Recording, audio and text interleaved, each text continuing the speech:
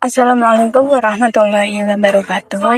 Pada kesempatan kali ini, saya akan mempresentasikan materi mengenai robotika, mulai dari pengertian dasar, ciri utama robot, komponen utama robot, sampai aplikasi robot di berbagai bidang seperti industri, kesehatan, layanan publik, serta eksplorasi.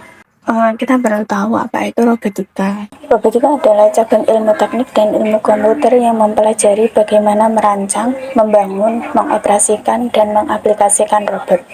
Ilmu ini menggabungkan berbagai disiplin seperti mekanika, elektronika, dan pemrograman untuk menciptakan sistem yang dapat membantu atau menghentikan pekerjaan manusia. Robot pada dasarnya dibuat untuk melakukan pekerjaan secara lebih cepat, lebih akurat, dan lebih aman, terutama pada pekerjaan yang berbahaya atau membutuhkan presisi tinggi. Nah, kemudian ada ciri utama robot. Ciri utama robot yang pertama yaitu reprogrammable. Reprogrammable yaitu robot dapat diprogram ulang sesuai kebutuhan. Artinya, satu robot bisa menjalankan beberapa jenis tugas jika programnya diubah. Kemudian yang kedua ada multifungsional. Artinya, robot tidak hanya memiliki satu kemampuan. Dengan aksesori atau alat yang berbeda, robot bisa mengerjakan beragam aktivitas. Nah, kemudian yang ketiga ada beroperasi secara otomatis atau semi otomatis. Artinya apa? Artinya robot bisa bekerja tanpa campur tangan manusia atau bekerja sebagian dengan bantuan kontrol manusia. Keunggulan ini yang dapat membuat robot fleksibel dan sangat berguna di banyak bidang. Kemudian ada komponen utama robot. Yang pertama ada akuator. Akuator itu bagian yang menggerakkan robot, biasanya menggunakan motor listrik atau hidrolik. Yang kedua ada sensor atau panca indera, yaitu membantu robot merasakan lingkungan seperti kamera, sensor jarak, sensor suhu, dan lain-lain. Yang ketiga ada controller, yaitu komputer kecil yang memproses data dan mengirimkan perintah. Terus yang keempat ada mekanik. Mekanik yaitu struktur fisik robot seperti lengan, roda, dan badan robot. Terus yang kelima ada software atau perangkat lunak, yaitu program yang mengatur perilaku robot mulai dari logika, algoritma, hingga kecerdasan buatan. Nah, tanpa software, robot hanya mesin biasa. Software lah yang membuat robot itu berpikir. Kemudian ada klasifikasi robot. Klasifikasi robot ini berdasarkan struktur.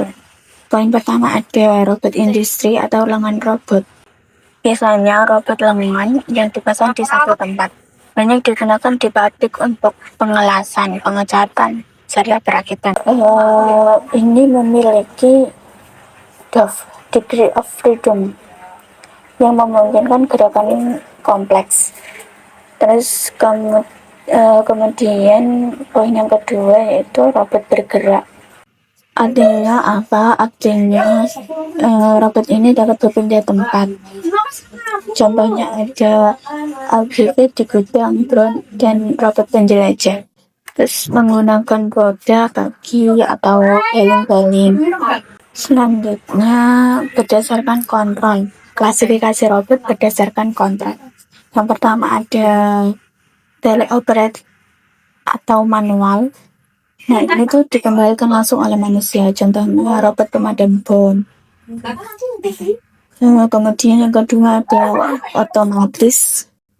Robot bekerja berdasarkan program yang dijalankan berulang. Contohnya ada robot jalur perakitan. Poin yang ketiga ada otonom, yaitu robot mampu memahami lingkungan, mengambil keputusan, dan beradaptasi tanpa bantuan manusia. Contohnya robot vakum modern atau mobile self-driving. Kemudian ada aplikasi robotika dalam industri. Terdapat beberapa aplikasi utama. Poin pertama yaitu pengelasan dan pengecatan.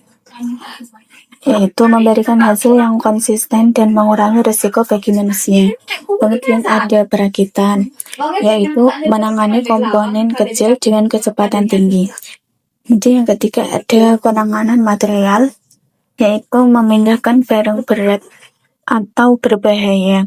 Kemudian yang keempat ada inspeksi kualitas, yaitu menggunakan visi robot untuk mendeteksi cacat produk secara akurat. Nah, industri manufaktur adalah pengguna robot terbanyak karena robot meningkatkan produktivitas dan menekan biaya operasional. Selanjutnya ada aplikasi robotika dalam kesehatan. Yang pertama ada robot bedah. Ini memungkinkan operasi yang sangat presisi, minim sayatan, dan risiko lebih rendah.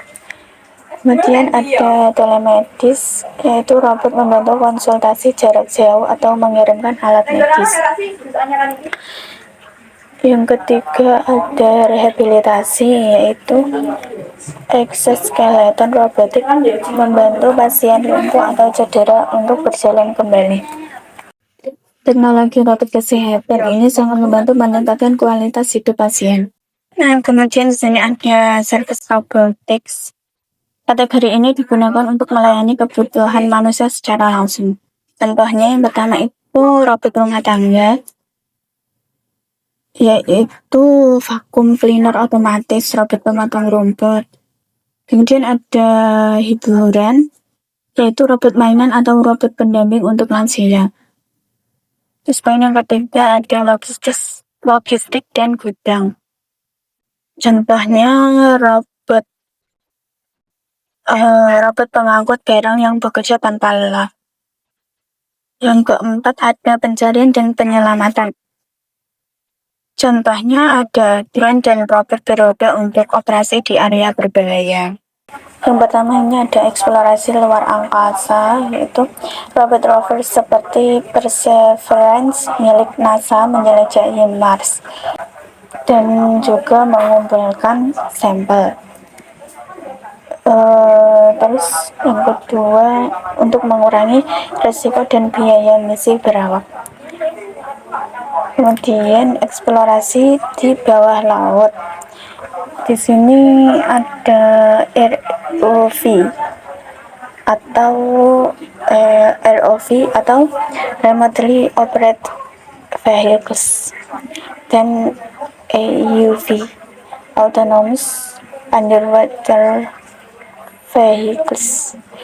Mohon maaf ya jika ada kesalahan dalam pengucapan, yaitu memetakan dasar laut, meneliti ekosistem, dan memeriksa infrastruktur pipa.